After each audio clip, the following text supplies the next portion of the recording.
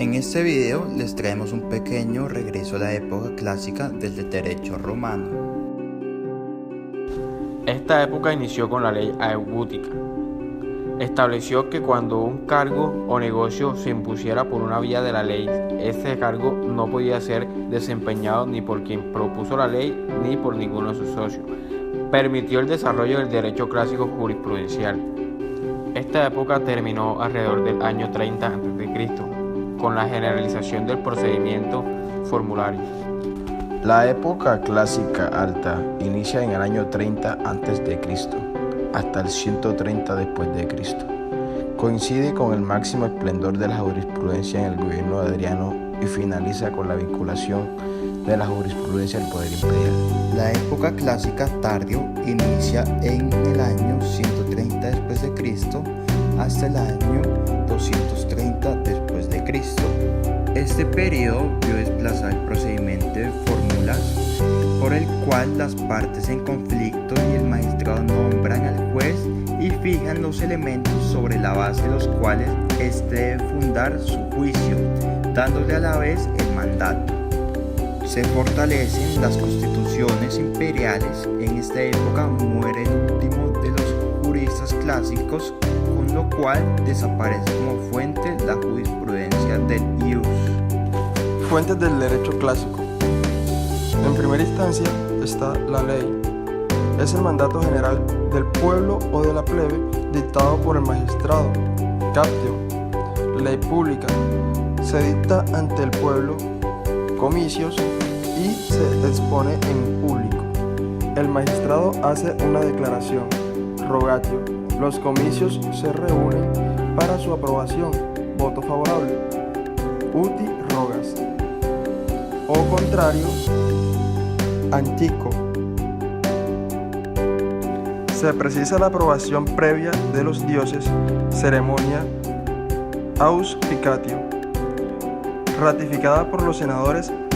Autoritas patrum. Ley privada.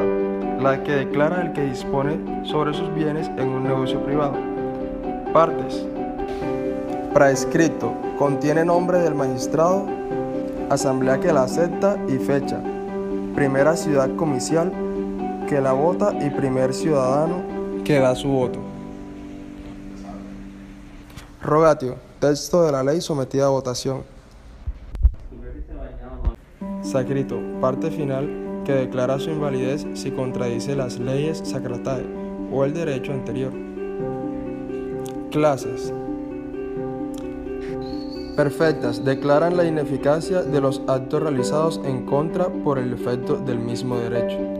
Menos que perfectas. El acto no es nulo, sino que impone una pena o sanción por la infracción.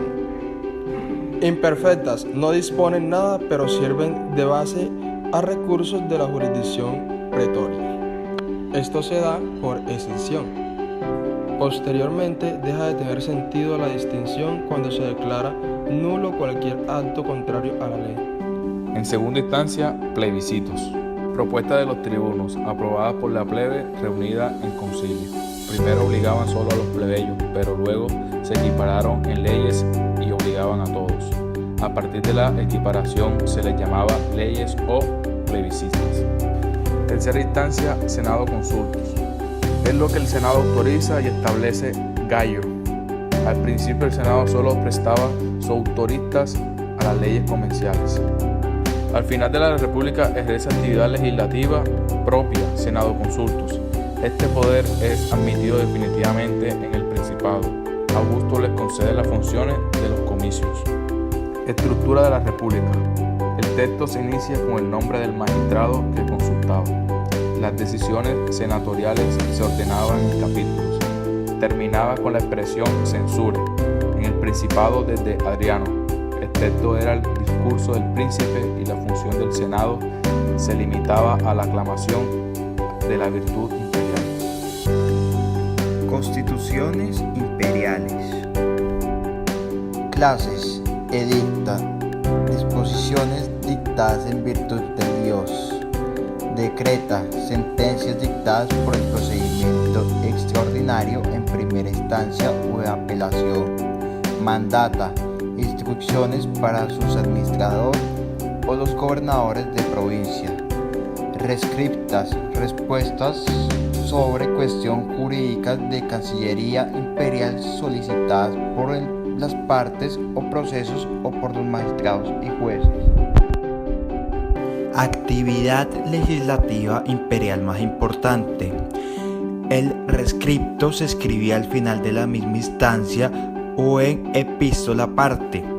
En principio, las respuestas solo servían para el caso concreto, pero los juristas las aplican en casos análogos extrayendo principios generales.